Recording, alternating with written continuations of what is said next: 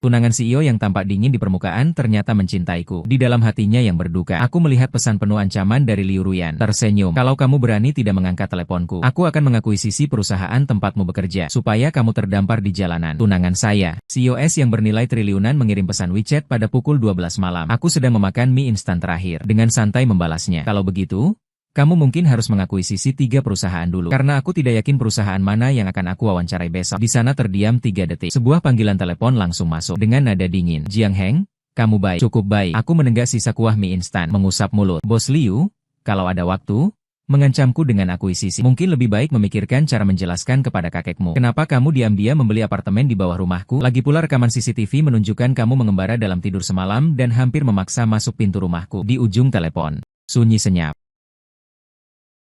Aku bahkan bisa membayangkan wajah es abadi Liu Ruyan. Ekspresi apa yang menakjubkan saat ini? Kamu omong kosong, suaranya tegang. Menyiratkan kegelisahan yang bahkan dia sendiri belum sadari. Aku tertawa ringan, menutup telepon. Tidak ada artinya. Aku membuang wadah mie instan ke dalam kantong sampah. Baru saja bersiap kembali ke kamar. Melanjutkan kode yang belum selesai. Bel pintu berbunyi. Aku melihat keluar melalui peepole. Ternyata dia memakai setelan jas yang dibuat khusus. Rambutnya disisir rapi. Wajahnya menampilkan dinginnya yang menolak orang dari jarak jauh. Aku membuka pintu dengan santai, berdiri bersandar pada kusen pintu. Bos Liu berkunjung larut malam. Ada urusan apa?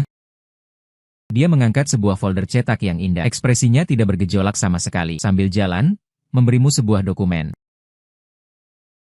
Aku sekilas melihat judul sampul dokumen itu, tentang rencana strategis pengembangan 10 tahun ke depan grup Li. Dia secara kebetulan mengantarkanku seorang gelandangan. Pandangan mataku beralih dari dokumen, terjatuh di keras setelan rapi miliknya. Sebuah label dry cleaning kecil, lupa merobeknya. Tertulis, Chengdong Sinda Dry Cleaning, di atasnya. Dari perusahaan di Chengdong, lewat ke Chengxi. Di lingkungan kumuh ini, aku memperpanjang intonasi, menunjuk label itu. Pak Liu, lingkup bisnismu memang luas. Tubuh Liu Ruyan kaku sejenak. Namun dia memang pantas menjadi CEO kerajaan bernilai ratus miliar. Wajahnya tetap tak berubah.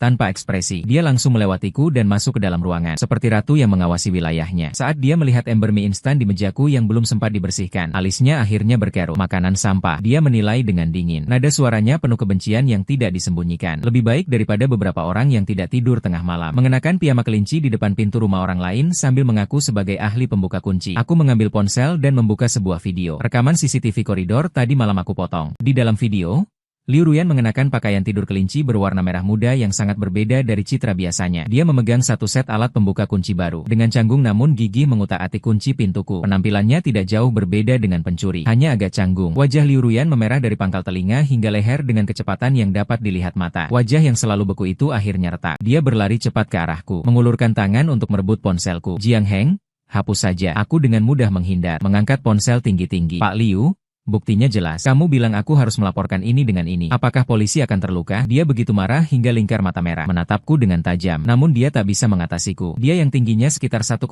meter tidak bisa menjangkau meski melompat di depan tinggiku yang 1,87 meter. Ini rumah tunanganku. Dia akhirnya mengeluarkan satu kalimat. Cepat marah. Dengan penuh keyakinan. Aku menyimpan ponsel. Dengan santai merebut kembali sofa. Duduk saja. Tidak lebih. Aku melipat kaki dan menatapnya. Secara hukum, kita berdua sekarang bahkan tidak sebanding dengan orang asing. Antara orang asing masih ada sedikit rasa batas. Satu kalimat saja memadamkan semua keangkuhannya. Dia berdiri di tempat, siluet tinggi. Di cahaya redup ruang tamu, bayangannya tampak agak rapuh dan tersinggung. Setelah lama, barulah dia pelan-pelan berkata satu kalimat. Aku hanya khawatir suaramu kecil seperti dengungan nyamuk. Dengan rasa jijik yang kuat, aku tidak menanggapi. Ruangan menjadi hening. Dia hanya berdiri begitu, seperti anak yang melakukan kesalahan. Tak tahu harus berbuat apa. Aku menghela napas. Akhirnya hatiku tetap lunak. Datanglah duduk. Dia tidak bergerak. Berdiri tidak lelah. Barulah dia melangkah sedikit. Duduk di sofa satu tempat di depanku. Duduk tegak lurus, seperti sedang rapat dewan. Aku menyalakan TV. Memutar sembarangan program keuangan yang membosankan. Waktu berlalu 1 menit 1 detik. Dia tetap tidak berbicara. Saat aku menoleh lagi melihatnya, kupikir dia sudah bersandar pada sofa dan tertidur. Mungkin pekerjaan berhari-hari membuatnya lelah. Mungkin emosinya tadi terlalu naik turun. Dia tidur nyenyak. Bulu mata panjangnya menimbulkan bayangan di bawah mata. Kekasaran dan kebekuan biasanya menghilang. Tangan dia masih menggenggam erat sudut jaket yang kutinggalkan di sofa. Seperti anak yang sangat kurang rasa aman. Aku mematikan TV. Mendekat. Ingin mengeluarkan jaket. Begitu bergerak, dia mengerutkan alis. Genggamannya makin erat. Aku tak berdaya, jadi menyerah. Mengambil selimut dari kamar, menutupinya perlahan. Melihat matanya yang tertidur tanpa pertahanan. Tatapanku penuh kelembutan yang belum pernah kutunjukkan padanya. Orang bodoh ini. Pagi harinya, aku terbangun oleh aroma harum yang kuat. Membuka mata. Liu Ruyan sudah tidak di sofa lagi. Di dapur terdengar suara dentingan. Aku berjalan ke sana dan melihat dia memakai kaos longgar milikku. Di bawahnya ada celana setelan. Terlihat tidak cocok. Dengan canggung menggoreng telur di wajan. Bubur millet di samping sudah dimasak lembut. Mendengar suara langkah kaki, dia menoleh dan memberi tatapan padaku. Ada sedikit ekspresi tidak alami di wajahnya. Bangun dan pergi mencuci muka. Segera bisa makan. Nada suaranya tetap dingin, tapi terdengar selalu ada nada keras namun lemah di dalamnya. Aku bersandar pada pintu dapur, melihat dia berusaha mengangkat telur yang gosong ke dalam piring. Pak Liu, kamu ini menempel padaku. Tangannya bergetar. Spatula hampir jatuh ke lantai. Dia menenangkan diri, menaruh piring dengan berat di atas meja kaca. Setelah makan, dia tidak ikut saya ke suatu tempat. Aku menolak dengan tegas. Hari ini adalah pesta ulang tahun kakekku. Dia berbalik dan menatapku langsung. Kamu harus pergi. Dengan apa aku mengangkat alis? Karena aku perutmu. Baiklah. Baiklah, aku memotong bicaranya. Jangan terus menyebutnya tunangan. Mendengarnya membuatku kesal. Aku berbalik pergi mencuci muka. Meninggalkan dia di dapur. Napasnya terengah-engah. Akhirnya aku tetap dipaksa masuk mobilnya. Tidak ada alasan lain. Dia berkata kalau aku tidak pergi, dia akan datang setiap hari ke rumahku, membuatkan sarapan penuh kasih untukku. Aku takut. Daripada ikut pesta keluarga yang membosankan, aku lebih takut akan mati muda karena keracunan makanan. Pesta keluarga Liu diadakan di villa mewah di lereng gunung. Para tamu berkumpul. Liu Ruyan mengenakan gaun malam yang pantas, menyandarkan tangannya pada lengan saya. Wajahnya kembali menampilkan ekspresi bos es, sedangkan saya memakai kaos dan jeans. Di kaki saya sepasang sandal jepit. Tidak cocok dengan lingkungan sekitar. Liu Ruyan dengan pelan memperingatkan Jiang Heng. Kau sengaja. Kau hanya bilang tidak boleh memakai kaos dan sandal jepit. Tidak bilang tidak boleh memakainya bersamaan. Saya menjawab dengan malas. Dia marah sampai ingin menendang saya. Namun pendidikan yang baik membuatnya menahan diri. Begitu masuk pintu, seorang pria berpakaian rapi menyambut kami. Ruyan, kamu sudah datang. Pandangan pria itu jatuh pada saya. Muncul sekilas rasa meremehkan yang sulit terlihat. Liu Ruyan memperkenalkan Shen Ze. Teman saya, ini Jiang Heng. Shen Ze, pewaris keluarga Shen, pengusaha baru yang kaya. Dia juga salah satu yang paling gigih di antara banyak pelamar Liu Ruyan. Dia mengulurkan tangan kepadaku, dengan senyum palsu di wajahnya. Pak Jiang, saya sudah lama mendengar nama Anda. Saya menyimpan dompet di saku dan tidak menanggapinya. Langsung berjalan ke depan meja makan, mengambil sepotong kue. Tangan Shen Ze terhenti canggung di udara. Wajahnya langsung berubah menjadi tidak enak. Pesta dimulai. Kakek Liu dikelilingi orang-orang dan duduk di kursi utama. Dia melihat alis saya sedikit berkerut secara halus, namun tidak mengatakan apa-apa. Setelah 3 putaran minum, Shen Ze membawa gelas anggur dan berjalan ke meja kami. Dia tidak melihat Liu Ruyan, namun menatap saya langsung. Pak Jiang sungguh beruntung. Seorang tunangan seperti Liu Ruyan benar-benar tidak akan pernah khawatir tentang makanan dan pakaian seumur hidup. Kata-kata itu keluar. Seluruh meja menjadi hening. Cemoohan telanjang mengatakan saya hidup dari uang orang lain. Wajah Liu Ruyan langsung menjadi dingin. Saya seakan tidak mengerti. Saya menambahkan sepotong iga babi asam manis favoritnya ke dalam mangkuknya. Jangan pedulikan anjing gila itu. Makan lebih banyak. Lihat. Kamu belakangan ini jadi kurus. Liu Ruyan terkejut sejenak. Lalu es di matanya sedikit mencair. Wajah Shen Ze membeku total. Dia tidak menyangka aku berani memarahinya di depan umum. Dia meningkatkan serangannya. Suaranya juga naik beberapa tingkat, memastikan orang di sekitar bisa mendengarnya. Aku hanya merasa pria harus punya karir sendiri. Dengar-dengar Pak Jiang sampai sekarang belum punya pekerjaan tetap. Selalu bergantung pada wanita. Itu bukan hal yang terhormat. Bisik-bisik mulai terdengar di sekitar. Beberapa orang tua keluarga Liu menatapku. Juga menambahkan rasa tidak senang pada keluarga Shen. Wajah kakek Liu juga menjadi muram. Shen Ze dan Liu Ruyan berdiri tiba-tiba akan meledak. Aku menahan tangannya, memberi isyarat agar dia duduk. Lalu aku mengangkat kepala. Untuk pertama kalinya menatap Shen Ze langsung. Aku perlahan mengusap mulutku. Aku bertanya, apakah perusahaan Pak Shen akhir-akhir ini sedang mengikuti tender proyek Kota Pintar AI di bagian selatan kota? Pupil mata Shen Ze menyempit. Itu proyek utama mereka belakangan ini. Masih dalam tahap rahasia tinggi. Bagaimana kamu tahu? Aku tersenyum. Badanku bersandar ke sandaran kursi. Dengar-dengar algoritma inti kalian dikembangkan ulang berdasarkan kerangka kerja open source bernama Prama. Kalau tadi Shen Ze terkejut, sekarang dia benar-benar terkejut. Ini sudah menyentuh rahasia teknologi inti perusahaan mereka. Seluruh ruangan menjadi sunyi total. Semua mata tertuju padaku.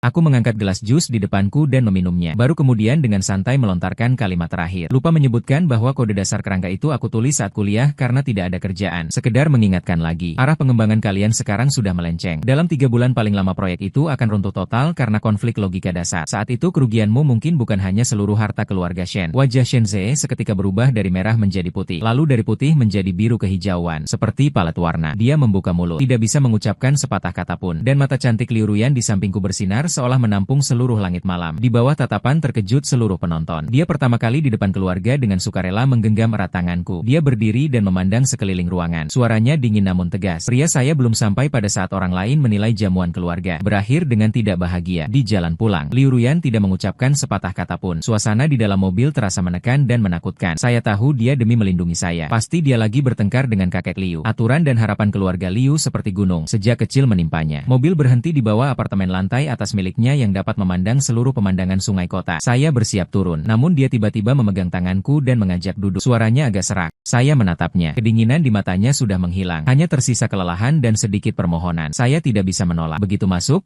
Dia melepaskan sepatu hak tingginya, menyeret saya masuk, lalu langsung menuju ruang minum. Mengeluarkan sebotol anggur merah yang tampak mahal, langsung menenggak dari leher botol. Saya tidak menghentikannya. Kadang mabuk sekali lebih efektif daripada apapun. Ternyata setelah meneguk beberapa tegukan anggur merah, pipinya memerah. Tatapannya juga menjadi melamun. Dia membuang botol anggur, berjalan goyah mendekatiku, lalu langsung menenggelam ke dalam pelukanku. Jiang Heng memelukku, membuatku sesak napas. Apakah kamu sangat membenciku? Apakah kamu sangat membenci perjodohan sialan ini? Air matanya tiba-tiba mengalir, besar demi besar membasahi kaus di dadaku, hangat dengan rasa kesal. Sejak kecil hingga dewasa, semua orang memberitahuku, harus menjadi pewaris yang layak, harus tenang, harus rasional, harus mengutamakan kepentingan keluarga. Dia menangis di pelukanku seperti anak kecil, menangis terisak. Hanya kamu yang mau menemani aku bermain permainan yang membosankan itu. Dengar aku mengeluarkan omong kosong yang tak berguna itu. Saat aku diperlakukan buruk, aku akan memukul para cowok itu sampai hidungnya memar. Aku tidak ingin menjadi bos sialan apapun. Aku hanya ingin menjadi istrimu. Tapi aku takut kamu tidak mau. Aku takut kamu menganggap aku mengganggu. Jantungku terasa seperti ditarik keras oleh tangan tak terlihat. Sakitnya luar biasa. Aku selalu mengira sikapnya terhadap perjanjian ini sama seperti aku. Adalah penolakan, adalah kebosanan. Aku tidak pernah tahu di balik cangkang dingin dan kerasnya itu, ternyata menyimpan kedalaman yang begitu. Cinta yang begitu rendah hati namun begitu berapi-api. Aku mengangkat wajahnya yang penuh air mata. Ibu jari mengusap air matanya dengan lembut. Kulitnya terasa panas. Liu Ruyan menatapku. Aku berusaha membuat suaraku tetap stabil. Mendengarku?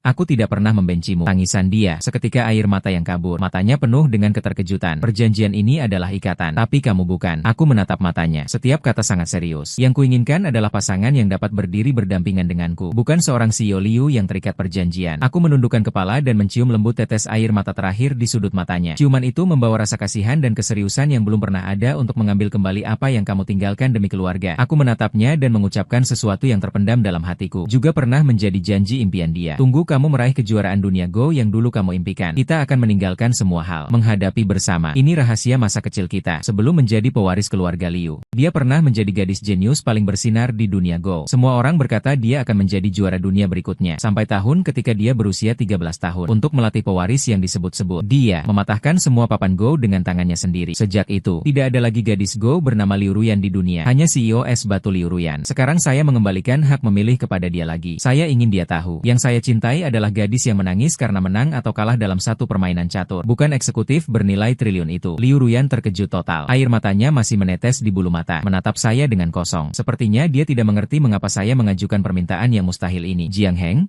saya menunggumu. Gadis juaraku. Saya memotongnya. Menunduk lagi. Mencium bibirnya yang sedikit terbuka. Saya pikir kesepakatan semalam akan menjadi mimpi konyol setelah dia sadar dari mabuk. Lagi pula meninggalkan kerajaan bernilai triliun. Memulai dari nol untuk mengejar impian yang sudah lebih dari 1 dekade lalu. Kedengarannya seperti dongeng yang tidak masuk akal. Namun pada pagi berikutnya, sebuah berita keuangan memicu kegemparan di seluruh dunia bisnis. CEO Liu Ruyan, mengumumkan cuti tak terbatas, sementara meninggalkan posisi manajemen. Di bawah berita ada pernyataan resmi Liu Ruyan, tertanda tangan sendiri, dengan bahasa yang tegas. Ponsel saya langsung dibanjiri panggilan. Yang pertama adalah kakek Liu. Suara kakek itu bergetar karena marah di telepon. Jiang Heng, apa sebenarnya yang kamu beri Ruyan sehingga dia terhipnotis? Apakah dia gila? Saya hanya bisa tertawa. Kakek, ini keputusan dia sendiri. Harus mendukung mimpinya. Mimpi omong kosong. Tanggung jawabnya adalah grup Liu. Selanjutnya Shenze. Dia langsung menemukan tempat tinggal saya. Menunggu di pintu. Wajahnya penuh sindiran dan rasa puas. Jiang Heng, kamu memang hebat. Untuk sebuah kesepakatan yang konyol, membiarkannya menghancurkan segalanya. Dia gila. Kamu juga ikut gila bersamanya. Apakah kamu tahu betapa tegangnya pertengkarannya dengan keluarga Liu karena keputusan ini? Sekarang dia tidak memiliki apa-apa selain kamu. Saya menatapnya tanpa ekspresi. Itu lebih baik daripada kamu tidak mendapatkan apa-apa. Aku harus mengunci pintu, memisahkan raungannya keluar. Saya tahu jalan ini akan sulit. Liu Ruyan segera pindah dari rumah mewah dengan pemandangan sungai itu. Dia menyewa sebuah apartemen kecil yang usang di dekat Akademi Catur. Dia mengirimkan saya sebuah foto. Ruangan yang sempit. Dinding yang berwarna pudar sangat berbeda dengan dunia yang dulu ia kenal. Ratu yang dulunya tinggi dan berkuasa. Sekarang ia menjadi seorang murid biasa. Dia harus memulai dari turnamen peringkat dan berjuang kembali langkah demi langkah. Di dalam turnamen WIS, di mana rata-rata usia hanya belasan tahun. Dia yang berusia 26 tahun menjadi pendatang baru tertua. Yang harus ia hadapi adalah pandangan aneh orang lain. Merupakan penghinaan dari lawan-lawannya yang lebih muda. Adalah kenyataan bahwa stamina dan energi ia tak dapat mengejar. Suatu malam yang dalam, saya menerima pesan WeChat darinya. Hanya 3 kata. Sedikit sulit. Saya dapat membayangkan saat ia mengetik 3 kata itu. Betapa tak berdaya dan lelahnya dia. Saya membalasnya. Mendapatkan gelar juara dunia tidak semudah itu. Saya tahu ini sangat kejam. Namun yang dia butuhkan sekarang bukanlah penghiburan, melainkan keberuntungan. pertarungan. Saya menutup telepon. Saya menyalakan komputer. Masuk ke platform pertarungan Go terbesar di dalam negeri. Saya mendaftar akun baru. ID-nya bernama Haji. Kemudian saya menemukan ID bernama Ruyan. Saya mengirimkan undangan pertandingan kepadanya. Dia hampir langsung menerima dalam hitungan detik. Sejak malam itu, setiap pukul 10 malam, selalu online tepat waktu. Menjadi pelatih pribadi Ruyan. Saya menggunakan taktik paling licik, serangan paling tajam, dan menghancurkannya tanpa ampun. Saat review, saya lagi-lagi menggunakan bahasa paling sinis untuk menunjukkan setiap kesalahan kecilnya. Kesalahan sepele seperti ini. Apakah kamu bermain catur dengan kaki? Pandangan strategismu terlalu buruk. Hanya melihat sekilometer kecil di depan mata. Kekuatan perhitungan tidak cukup. Langkah ini setidaknya memiliki 3 solusi yang lebih baik. Dia terdiam tak bersuara di kota obrolan karena saya menegurnya. Namun ia terus-menerus meminta untuk bermain lagi. Dia tidak tahu bahwa di seberang layar adalah Jiang Heng, yang pada siang hari bersikap dingin kepadanya. Dia hanya menganggap sebagai sosok misterius yang tak dapat dipahami. Seorang pembimbing dengan temperamen aneh. Kekagumannya pada semakin bertambah setiap hari. Sedangkan saya melakukannya dengan cara ini. Saya mentransfer semua pengetahuan dan pemahaman saya kepadanya tanpa menahan apapun. Babak akhir turnamen segmen, pertarungan hidup dan mati. Lawannya, Liu Ruyan, adalah anak muda jenius yang paling diunggulkan tahun ini. Gaya permainannya aneh, menganalisis dirinya. Pertandingan memasuki fase hitung mundur. Bendera putih Liu Ruyan kini terjebak dalam situasi putus asa. Naga besar terperangkap dalam bahaya yang mengancam. Semua orang menganggap dia pasti kalah. Bahkan komentator online mulai menyesali nasibnya. Saya duduk di depan komputer sambil menonton siaran langsung. Alisnya yang berkerut rapat dan jari-jarinya yang bergetar sedikit. Suara hitung mundur berdentang menumbuk hati semua orang. 19:8 pada saat detik terakhir hampir selesai. Di benak Liu Ruyan tiba-tiba teringat saat melakukan analisis kembali. Sebuah formasi papan catur yang sangat berbahaya diberikan kepadanya. Sebuah langkah pembunuhan dengan mengorbankan bida untuk memperebutkan keunggulan. Itu juga langkah pertama yang saya ajarkan kepadanya ketika ia baru belajar catur saat saya masih kecil. Bermain catur harus memiliki keberanian untuk menempatkan diri di ambang kematian lalu bangkit. Di dalam siaran langsung, dia menghirup napas dalam-dalam. Tatapannya kembali dingin dan tegas seperti dulu. Dia mengambil sebuah batu putih dan menaruhnya. Dengan suara, "Pak," yang jelas, seluruh ruangan menjadi gaduh. Komentator terkejut sampai berdiri dari kursinya. Ya Tuhan! Ini adalah langkah bunuh diri. Dia ingin membunuh naga. Kemenangan atau kekalahan tergantung pada satu garis tipis. Langkah itu jatuh dengan dampak yang mengejutkan. Anak jenius itu terdiam seketika. Keringat halus mengalir di dahinya. Dia belum pernah melihat jalan yang begitu gila. Benar-benar melampaui perhitungan yang ia miliki. Dia terjebak dalam perhitungan lama. Sedangkan Liu Ruyan duduk tegak setelah menaruh batu. Tidak lagi melihat papan catur. Sekali pandang, ketenangan dan kepercayaan diri itu, seolah kemenangan sudah berada dalam genggaman. Setelah 10 menit, anak muda menyerah dan mengakui kekalahan. Liu Ruyan membalikkan keadaan melawan arus. Secara resmi menjadi pemain catur profesional. Saat itu, komentar di siaran langsung meledak. Waduh, siapa perempuan ini? Keren banget, kan? Ini jelas ratu. Gaya catur ini terlalu keras. Aku suka. Sejak hari itu, Liu Ruyan dengan sikap yang tak terhentikan cepat naik di dunia catur profesional. Gaya bermain caturnya seperti dirinya. Tenang dan tepat. Serangan yang tegas. Media memberinya julukan Ratu Es. Setahun kemudian, final kejuaraan dunia Go wanita. Liu Ruyan berdiri di panggung yang dulu ia impikan dan kemudian tinggalkan. Lokasi final penuh sesak. Tidak ada kursi kosong. Aku memakai topi bebek dan masker, berbaur di sudut penonton. Detak jantungku lebih cepat daripada saat dia menghitung mundur. Selama setahun ini, aku menyaksikan semua usaha dan kesulitannya. Menyaksikan bagaimana dia sendirian menelaah lembaran catur pada malam-malam panjang. Menganalisis posisi catur. Menyaksikan lehernya yang terbentuk karena terus memegang batu catur lama 5. Hari ini adalah hari dia meraih hasil. Pertandingan final sangat tegang. Lawannya adalah pemain terkenal Korea yang telah memenangkan 3 gelar berturut-turut. Permainan catur masuk ke tahap akhir. Perbedaan tipis di antara keduanya membuat situasi menjadi sangat rumit. Liu Ruyan kembali terjebak dalam perhitungan lama. Waktu berlalu 1 menit 1 detik. Keringat muncul di dahinya. Tiba-tiba dia mengangkat kepalanya. Pandangannya seolah memiliki koneksi, menembus kerumunan yang padat, tepat jatuh ke arahku. Aku tahu dia tidak dapat melihatku dengan jelas, namun aku tetap membuat gerakan mulut tanpa suara menghadapnya. Percayalah pada dirimu. Detik berikutnya, di layar besar siaran langsung, dia tersenyum. Senyumnya seperti es yang mulai mencair. Mengejutkan semua orang yang melihat momen itu. Dia mengambil satu batu catur, menurunkan batu yang menentukan kemenangan. Saat hasil perhitungan diumumkan bahwa Liu Ruyan menang dengan keunggulan setengah mata yang tipis, seluruh ruangan menjadi bergemuruh. Di bawah sorotan lampu, dia memegang piala berat itu, berada di puncak dunia. Pembawa acara bertanya dengan penuh semangat kepadanya, "Nona Liu Ruyan menjadi juara dunia baru. Siapa yang paling ingin Anda ucapkan terima kasih saat ini?" Dia memegang mikrofon dan terdiam beberapa detik. Kemudian dia menatap lensa kamera utama. Pandangan itu seolah dapat menembus layar. Melihat di hatiku, aku ingin berterima kasih kepada seseorang. Suara dia menyebar ke seluruh dunia melalui siaran langsung. Tunangan saya, Jiang Heng, membuat seluruh ruangan bergejolak. Semua kamera media berkelip gila. Namun dia tidak peduli. Setiap kata, jelas dan tegas. Jiang Heng, Aku telah memenangkan kejuaraan dunia. Sesuai kesepakatan, kau sekarang milikku. Seluruh dunia meledak. Aku menurunkan tepi topi. Di tengah pandangan semua orang di sekitar yang terkejut dan mencari. Dengan tenang bangkit. Keluar dari kursi penonton. Di lorong belakang. Aku menunggunya. Saat dia memegang piala. Saat dia berjalan mendekat dikelilingi asisten dan pengawal. Sekali pandang langsung melihatku. Dia menaruh piala ke dalam pangkuan asisten. Tanpa memikirkan apa-apa, berlari kencang ke arahku. Dia melompat ke dalam pelukanku, menyekapku erat-erat, seolah ingin menyatu ke dalam tubuhku. Aku mendengar suaranya yang bergetar dengan tangisan. Jiang Heng, aku berhasil. Aku tetap tenang. Dia, dengan ciuman dalam, dia membalas semua usaha dan perasaannya. Selamat, gadis juaraku. Kesepakatan kami disaksikan seluruh dunia. Menyelesaikan hubungan kami. Dengan pengakuan yang mengguncang dunia itu menjadi terbuka sepenuhnya. Jing Hao, CEO es batu, mundur dari dunia hiburan selama setahun demi cinta. Berani meraih kejuaraan dunia. Jing Hao, Cinta Dewa, Janji Antara Teknolog Pemalas dan Penunggang Ratu. Berbagai judul berita tentang Jing Hao mendominasi tajuk utama selama seminggu penuh. Chen Ze benar-benar tidak ada kabar. Katanya dia mengalami kerugian besar karena proyek AI itu. Posisinya di keluarga Shen jatuh drastis. Sudah tidak berdaya untuk memperbaiki. Kakek Liu juga benar-benar kehilangan temperamennya. Memberi saya telepon dengan nada yang rumit. Anak itu menganggapmu kejam. Namun pada akhirnya dia memang mencintai cucunya. Menerima hubungan kami secara diam-diam. Hidup tampaknya akhirnya kembali ke jalur yang benar. Liu Ruyan tidak menyerah pada permainan Go. Dia akan pergi ke seluruh dunia untuk mengikuti turnamen keliling, membela kehormatan gelar juara dunia miliknya. Dan aku akhirnya memutuskan untuk tidak lagi menjadi orang yang malas. Aku mendirikan perusahaan AI-ku sendiri dengan teknologi inti Pramas. Aku meluncurkan sistem Prometheus 2.0 di dunia teknologi dan lingkaran modal, menciptakan gelombang besar yang tidak kalah dengan kemenangan Liu Ruyan. Nama Jiang Heng pertama kali terlepas dari label pengangguran, menjadi tokoh teknologi baru yang dipuja semua orang. Kami memulai hubungan jarak jauh dengan pertemuan yang jarang, namun jarak tidak mengikis perasaan kami. Sebaliknya, setiap pertemuan dipenuhi kejutan dan manisnya. Dia pergi ke Jepang untuk mengikuti Fujitsuka. Aku mengeluh lewat telepon tentang banyak masalah di perusahaan. Sibuk sampai kepalaku terasa pusing. Di sana, suaranya mengandung sedikit keprihatinan dan rasa kehilangan yang sulit terlihat. Jadi, kamu harus istirahat dengan baik. Menutup telepon. Aku langsung memesan tiket penerbangan paling awal ke Tokyo. Ketika dia selesai pertandingan larut malam. Saat ia menyeret tubuh lelah keluar arena. Seketika melihat aku yang sudah berada di samping mobil pengasuh. Dia terdiam selama 3 detik penuh. Lalu matanya langsung merah.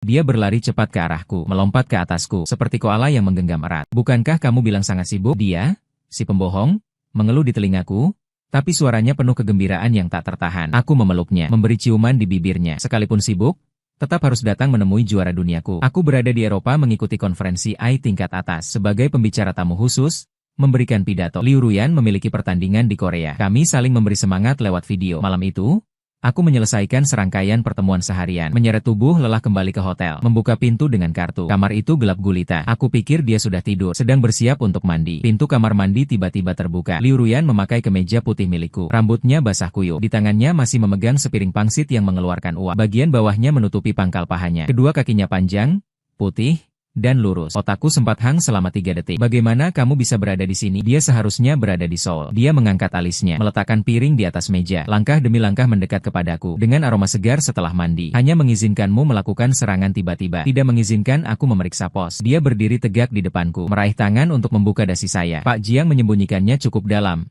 Ya, dia melihat berita konferensi pers perusahaan saya di luar negeri. Dengan bangga ingin memberitahu seluruh dunia agar layak dengan juara dunia saya. Saya menggenggam tangannya yang mengacau sambil tersenyum ringan. Harus terus berusaha. Dia menegakkan ujung kaki untuk menstabilkan saya. Saya coba isi pangsit ini.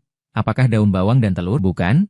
Aku merindukanmu. Kami menghargai setiap kesempatan bertemu yang sulit didapat. Meninggalkan jejak dan kebahagiaan kami di seluruh dunia. Cinta kami menjadi kisah indah yang dibicarakan orang di bidang masing-masing. Masa naik karir selalu disertai masalah tak berujung. Chen Ze seperti kecoa yang tak bisa dibunuh. Perusahaannya sendiri bangkrut. Namun menarik perhatian sebuah kapital asing. Menjadi pelopor dalam menghadapi saya. Kapital itu terus ingin mengakuisisi teknologi inti Prometheus saya. Saya menolaknya. Maka mereka mulai mencuri rahasia dagang dengan cara paling keji. Mencuri karyawan inti. Menyebarkan rumor dengan niat jahat. Kapital gabungan menyerang dan menarget perusahaan saya. Seketika perusahaan saya dikelilingi musuh. Terjerumus dalam krisis terbesar sejak berdiri. Saya terpaksa mengumpulkan semangat keras 120.000 poin untuk menutup celah teknologi yang bocor. Saya mengurung diri di kantor, tidak menutup mata selama 72 jam berturut-turut. Saat saya mengemudi pulang dengan tubuh yang hampir hancur, pikiran terasa pusing, suara rem yang menyakitkan dan benturan keras. Itu adalah ingatan terakhir sebelum saya kehilangan kesadaran. Saya terbangun dalam bau air desinfeksi. Plafon putih. Spray putih, lengan kiri terasa sakit menusuk, dibungkus dengan gips tebal. Saya menoleh dan melihat Liu Ruyan duduk di tepi tempat tidur. Dia duduk diam begitu, matanya merah dan bengkak. Di dalamnya dipenuhi dengan urat-urat merah. Dia tidak mengucapkan sepatah kata pun, hanya menundukkan kepalanya. Dengan sebuah pisau kecil,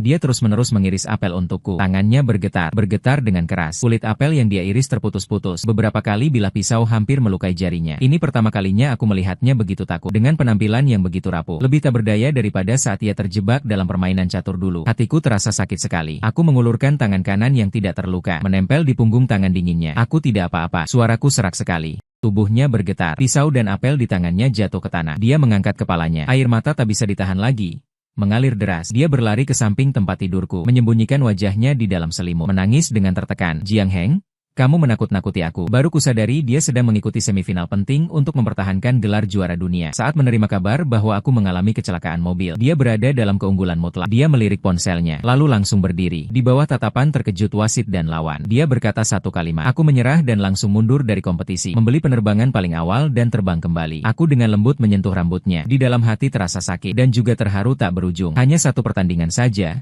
Bodoh. Tahun depan menang lagi.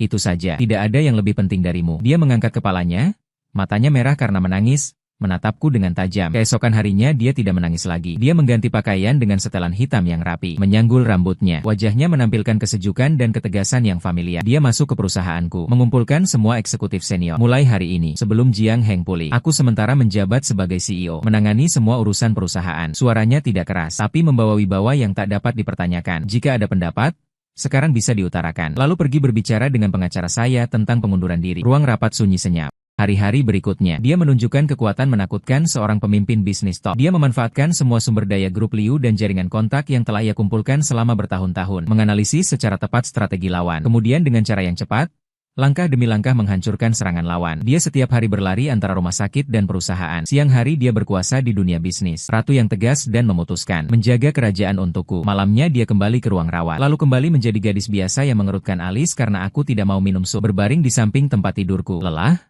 Cepat tertidur. Aku sering terbangun di tengah malam, melihat wajahnya yang lelah saat tidur dan alisnya yang berkerut. Aku mengulurkan tangan ingin menghaluskan kerutan di antara alisnya. Dengan itu, aku mendapatkan keberanian dan kekuatan untuk melawan seluruh dunia. Setengah bulan kemudian, krisis teratasi. Di bawah kepemimpinan Liu Ruyan, kami tidak hanya berhasil menolak upaya akuisisi jahat Shenzhe dan kapital asing itu, tapi juga memanfaatkan celah lawan. Membalikan akuisisi, kami membeli departemen teknologi inti mereka yang memiliki prospek sangat baik. Shenzhe kali ini kalah total. Hancur total. Kehilangan semua harta, krisis teratasi. Tubuhku juga hampir pulih, hanya perlu istirahat tenang. Hari keluar rumah sakit bertepatan dengan ulang tahun Liu Ruyan. Aku memutuskan memberi dia kejutan. Aku diam-diam memesan restoran Prancis paling susah dipesan di kota. Restoran itu pernah dia bicarakan berulang kali di majalah. Aku juga menyiapkan hadiah, sebuah kalung khusus. Liontin berupa batu go kecil berwarna putih giok. Aku tiba lebih awal di restoran bersama pelayan, memastikan semua detail. Sedang bersiap meneleponnya, meminta dia datang. Namun di jendela kaca pintu restoran, aku melihat tamu tak diundang. Chen Ze. Dia menghentikan Liu Ruyan yang baru turun dari mobil. Dia tampak jauh lebih murung, tapi tetap memakai setelan yang rapi. Wajahnya menampilkan keikhlasan hampir obsesif seperti asap. Dengarkan aku. Dunia Jiang Heng terlalu berbahaya. Kali ini karena kecelakaan mobil. Lain kali, dia sama sekali tidak bisa memberimu kehidupan yang stabil. Bersama dia, kamu hanya akan terbebani. Kembali ke sisiku. Tatapanku menjadi dingin. Aku menggenggam rapat kotak hadiah di tanganku. Aku mengangkat kaki, siap keluar. Namun Liu Ruyan melangkah lebih dulu dariku. Dia bergerak. Dia tampaknya menyadari sesuatu. Dia memiringkan kepalanya. Pandangannya menembus kaca. Melihatku di dalam restoran. Matanya langsung bersinar.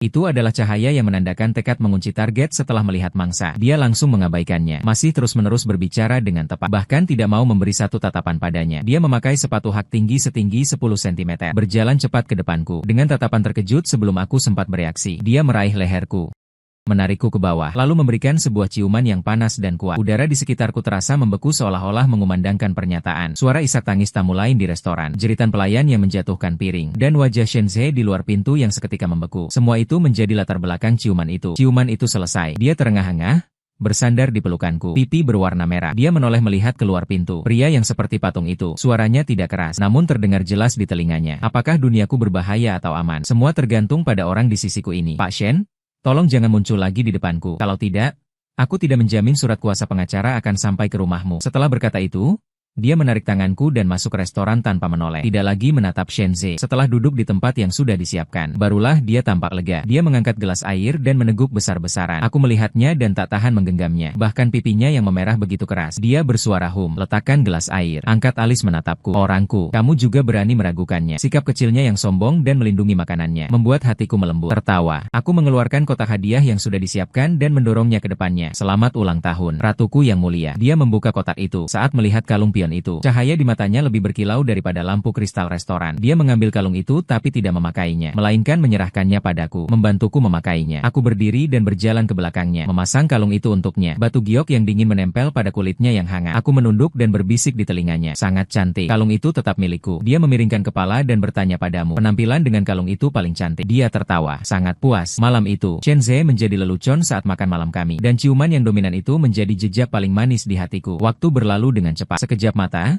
kami merayakan 3 tahun pacaran resmi. Hari ini juga menandai 20 tahun sejak kami bertemu. Aku tidak memesan restoran, juga tidak menyiapkan hadiah mewah. Aku mengemudi mobil membawa dia sepanjang jalan ke pinggiran kota. Mau pergi kemana hari ini? Liu Ruyan penasaran menanyakan tempat yang paling penting bagi kami. Aku berpura-pura misterius. Mobil akhirnya berhenti di depan sebuah sekolah dasar yang tampak agak tua. Sekolah dasar Chengnan Liu Ruyan. Melihat dirinya di gerbang sekolah yang berkarat, dia terkejut. Ini tempat kami pertama kali bertemu. Dulu kedua keluarga kami masih tetangga. Kami semua tinggal di kompleks perumahan milik keluarga di sekitar sini. Aku membawanya kembali ke masa kecil kami. Karena itu akhir pekan. Kampus kosong tanpa orang. Keheningan hanya terdengar suara dedaunan berdesir ditiup angin. Kami berjalan di lintasan plastik. Dia menunjuk ke kotak pasir di samping. Aku ingat dulu kamu mendorong si gemuk dari kelas sebelah ke sini. Lalu kamu menguburnya. Aku tertawa. Karena dia mencuri lollipopmu. Kami berjalan ke depan gedung pengajaran. Dia menunjuk ke sebuah jendela di lantai 3. Dulu kamu melompat dari sini dan mematahkan kaki. Karena kamu dihukum berdiri oleh guru di atas. Menangis terlalu keras. Aku menambahkan dengan tak berdaya. Kami berjalan sambil mengingat kembali. Seolah kembali menjadi dua anak tanpa beban dulu. Akhirnya aku membawanya ke bawah pohon beringin raksasa di sudut lapangan. Ini tempat kami pertama kali bermain catur. Dulu aku menggambar papan catur di tanah dengan batu. Aku memberi kepadanya batu kecil sebagai bidak. Permainan yang kemudian mengubah seluruh hidupnya. Kami duduk di bangku batu di bawah pohon. Menutup mata seperti 20 tahun yang lalu. Aku berkata padanya. Dia menutup mata dengan patuh. Senyum harapan terukir di sudut bibirnya. Aku mengeluarkan kotak kecil berbahan beludru dari saku. Dia merasakan gerakanku. Bulu matanya bergetar sedikit. Sepertinya dia agak gugup. Buka matamu. Dia membuka matanya. Saat melihat kotak di tanganku, matanya langsung bersinar. Itu cahaya yang campur aduk antara kegembiraan, kegirangan, dan sedikit ketidakpercayaan. Dia mengira di dalamnya ada cincin. Aku membuka kotak itu. Di tengah kotak, bukan berlian berkilau yang terletak tenang, melainkan sebuah batu berwarna putih yang sedikit menguning. Bidak putih yang berjejak waktu. Liu Ruyan terkejut. Dia mengenali bidak itu. Itu set pertama papan Go sejati yang dulu dia beli dengan uang jajan. Bidak pertama yang dia berikan kepadaku. Dia berkata ini adalah janji kami. Janji bahwa kami akan menjadi lawan dan teman seumur hidup. Aku mengeluarkan bidak itu dan meletakkannya perlahan di telapak tangannya. 20 tahun yang lalu. Kami bertemu di sini. Setahun yang lalu. Kamu memenangkan kembali sebuah dunia demi aku. Sekarang aku ingin menggunakan ini untuk menjamin sisa hidupmu. Aku tidak berlutut dengan satu lutut, juga tidak mengucapkan sumpah-sumpah basi itu. Aku hanya memegang tangannya, menatap matanya. Dengan nada paling serius, aku mengungkapkan rencanaku. Aku mulai merancang pernikahan kami. Aku ingin pernikahan bergaya Tiongkok. Melihatmu memakai mahkota Phoenix dan perhiasan awan pasti sangat cantik. Dia menangis. Menangis lebih keras daripada sebelumnya. Namun sambil tertawa, dia mengangguk dengan semangat. Cahaya matahari menembus dedaunan pohon beringin dan menyinari kami. Hangat dan cerah. Kami mengadakan pernikahan bergaya Tiongkok yang megah. Hari itu, mengenakan mahkota Phoenix dan perhiasan awan yang kupendam dalam impian. 10 mil pakaian merah menjadi pengantinku. Kecantikannya membuat langit dan bumi menjadi pudar. Setelah menikah, aku tidak lagi secara resmi menjadi CEO perusahaanku. Sistem Prometheus milikku menjalin kerja sama strategis mendalam dengan grup Liu. Kolaborasi kuat, membuka era bisnis baru. Kami menjadi pasangan legendaris paling terkenal dan paling diidamkan di dunia bisnis. Dia tetap menjadi ratu yang menguasai papan catur. Kadang-kadang dia juga kembali ke Liu. Sebagai direktur, dia melindungi dan mendukung perkembangan grup. Sementara aku beralih dari teknokrat di balik layar ke panggung depan. Menjadi pemimpin termuda di dunia teknologi. Kami menjalani kehidupan impian. Bersatu kuat berdiri berdampingan. Suatu malam larut, aku sedang di ruang kerja mengurus dokumen darurat dari Eropa. Keheningan total. Aku hanya mendengar suara ketukan keyboardku. Tiba-tiba pintu kayu tebal ruang kerja terbuka sedikit secara diam-diam. Sebuah kepala kecil mengintip masuk, memakai piyama sutra tanpa lengan. Bersendi, seperti anak kucing kecil, ia masuk dengan langkah pelan. Aku berpura-pura tidak menyadarinya. Terus menatap data di layar. Ia diam-diam melangkah satu persatu ke belakangku. Mungkin ingin memelukku dari belakang, memberi kejutan. Ternyata dia lupa padaku. Di belakang kursi ada kotak kardus kosong yang belum dikumpulkan. Ada suara, pung, yang ringan, diikuti dengan teriakan terkejut. Aku menahan tawa, berbalik kursi. Dia sedang berdiri dengan satu kaki. Satu tangannya menopang rak buku saya. Satu tangannya memijat jari kaki yang sakit karena terbentur. Wajahnya penuh dengan rasa kesal dan sedikit rasa malu. Melihat saya menoleh kembali, wajahnya memerah. Akhirnya dia tidak berpura-pura lagi. Semua salahmu karena menatap barang sembarangan. Dia yang nakal dulu mengadu dulu. Saya menatapnya sambil tertawa. Bos Liu lagi bermimpi berjalan. Saya tidak. Dia segera membantah. Namun dia tidak punya keyakinan. Saya mengulurkan tangan ke arahnya. Dia ragu sejenak. Akhirnya dia menaruh tangannya di telapak tangan saya. Saya dengan kuat menariknya ke dalam pelukan, membiarkannya duduk dengan stabil di atas paha saya. Dia dengan alami memeluk leher saya, menancapkan wajahnya ke dalam lekukan leher saya, seperti kucing yang manja. Saya hanya ingin datang melihatmu. Dia berkata dengan suara pelan. Sudah begitu malam. Masih sibuk. Saya mencium keningnya. Mematikan komputer. Tidak sibuk lagi. Ayo tidur bersamamu. Saya memeluknya dan berjalan dari ruang kerja kembali ke kamar tidur. Dia menyesuaikan posisi yang nyaman di dalam pelukan saya. Sudut bibirnya menampilkan senyum puas. Jiang Heng, kunci pintu ruang kerjamu harus diganti. Terlalu mudah dibobol. Saya menunduk melihatnya. Dia mengedipkan mata dengan wajah tak bersalah. Saya tersenyum dengan tak berdaya. Baiklah, kebiasaan ini mungkin tidak akan berubah seumur hidup. Namun kali ini yang dibobolnya bukan lagi pintu anti maling yang dingin itu, tapi pintu ruang kerja saya, tempat paling lembut di hatiku. Beberapa tahun kemudian, anak perempuan kami lahir. Kami memberinya nama panggilan kecil, Kiki. Semoga dia menjadi pintar dan cantik seperti ibunya. Juga semoga dia memiliki kehidupan yang lebih bebas dan bahagia daripada ibunya. Kakek Liu benar-benar menjadi budak cucu perempuannya. Hampir seluruh keluarga Liu pindah ke rumah kami. Setiap hari memeluk Kiki kecil yang cantik seperti ukiran J. Sangat senang sampai tidak bisa menutup mulut. Untuk menantu laki-lakiku yang dulu selalu tidak menyenangkan di mataku. Akhirnya dia juga menunjukkan ekspresi yang baik. Jiang Heng, jangan terlalu lelah dengan urusan perusahaan. Luangkan lebih banyak waktu untuk Ruyan dan anak. Jiang Heng, Kiki tampaknya sedikit batuk. Cepat panggil dokter keluarga untuk memeriksa. Sedangkan Shenze, sudah lama aku tidak mendengar kabarnya. Terakhir kali mendengarnya beberapa tahun yang lalu. Dia karena penipuan dan pencurian rahasia dagang, di penjara di luar negeri. Nasibnya menyedihkan. Suatu sore akhir pekan, cahaya matahari bersinar indah. Aku dan Liu Ruyan tidak memiliki pekerjaan. Di atas karpet ruang tamu, dia menyiapkan papan catur. Sedang mengajari Kiki yang berusia 3 tahun mengenal bidak catur. Yang hitam ini disebut hitam, yang putih ini disebut putih. Suara Liu Ruyan begitu lembut yang belum pernah aku dengar sebelumnya. Kiki kecil mengambil sekumpulan bidak. Secara acak menaburkannya di papan. Tertawa geli. Ibu melukis. Liu Ruyan dengan sabar mengumpulkan bidak satu persatu. Ini bukan melukis. Ini bermain catur. Itu adalah hal yang paling disukai ibu. Aku di sofa sebelah mengurus beberapa email. Melihat adegan hangat ini, hatiku terasa lembut. Setelah beberapa saat, Kiki tampaknya kehilangan minat pada bidak hitam putih. Mulai menyesal memindahkan bidak. Dia mengambil kembali bidak yang baru saja diletakkan. Ingin menaruhnya di tempat lain. Liu Ruyan dengan serius menahan tangan kecilnya. Tidak boleh. Ya, Kiki menaruh bidak tanpa penyesalan. Bermain catur seperti hidup. Setiap langkah harus dipikirkan dengan jelas. Setelah diletakkan, tidak bisa ditarik kembali. Kiki kecil tidak mengerti filosofi ini. Mengerutkan bibir, melihat hampir menangis. Dia menoleh meminta bantuan kepada saya. Suara lembut orang tua yang manja menindas saya. Saya meletakkan komputer. Saya berjalan ke sana. Dari belakang saya memeluk Liu Ruyan dengan lembut. Saya mencium pipinya. Lalu saya berkata kepada putri kami, Kiki, dengarkan kata ibu. Di dunia ini, jika bicara tentang catur, siapa yang bisa membuatmu bahagia sepenuhnya? Itu pasti ibumu. Karena dalam hal ini, dia adalah juara dunia. Kiki kecil mengangguk setengah mengerti. Liu Ruyan menoleh kembali menatap saya. Cinta dan kelembutan di matanya hampir meluap. Dia juga memiringkan kepalanya, memberi ciuman lembut di wajah saya. Saya tahu kisah cinta diam-diam dua arah ini, yang dimulai sejak masa remaja dan telah berlangsung lebih dari 20 tahun. Akan terus berlanjut seumur hidup dengan cara yang lebih hangat dan panjang. Cerita kami belum berakhir. Bertahun-tahun lagi berlalu. Saya dan Liu Ruyan tidak lagi muda. Kedua kami telah terkena kerasnya kehidupan. Perusahaan kami menjadi legenda yang tak tergoyahkan di industri. Putri kami juga tumbuh menjadi gadis cantik yang anggun, bersinar cemerlang di bidang yang ia sukai. Suatu sore awal musim gugur, matahari terbenam tepat pada waktunya. Angin sepal-sepal tidak terlalu kencang. Bunga osmanthus di halaman mekar